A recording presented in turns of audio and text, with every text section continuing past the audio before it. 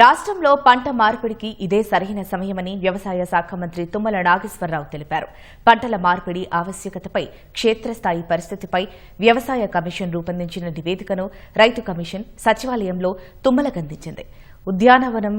ఉద్యానవనం పంటలు, పప్పు ధాన్యాలు, చిరుధాన్యాలు, నూనె గింజల సాగుకు ప్రోత్సహించేలా ప్రభుత్వం చేపట్టాల్సిన చర్యలను నివేదికలో వ్యవసాయ కమిషన్ సమగ్రంగా పేర్కొంది. కేంద్రం చేసిన విత్తన చట్టంలో మార్పులు చేయాల్సిన అవసరం ఉందన్న తుమ్మల, నకిలీ విత్తనాలతో నష్టపోతే చెల్లించాల్సిన పరిహారంపై ఏ స్పష్టత లేదని ఆక్షేపించారు.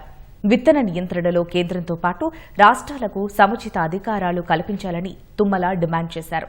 వచ్చే ఖరీఫ్కి జూన్ తొలి వారంలో నాట్లు వేసే అవకాశం ఉన్నందున మే నెలాఖరు వరకు రాష్ట్రంలో యూరియా నిల్వలు సిద్దం చేసుకోవాలని అధికారులని మంత్రి తుమ్మల ఆదేశించారు. కేటాయింపులకు అనుగుణంగా కేంద్రం సరఫరా చేసేలా కేంద్ర అధికారులతో ఎప్పటికప్పుడు సమన్వయం చేసుకోవాలని స్పష్టం చేశారు.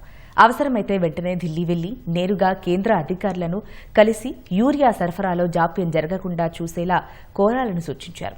రామగుండం ఎరువుల కర్మాగారంలో ఉత్పత్తయ్యే యూరియాలో రాష్ట్రానికి 90% కేటాయించి సరఫరా చేయాలని కేంద్ర ప్రభుత్వాన్ని మంత్రి తుమ్మల డిమాండ్ చేశారు.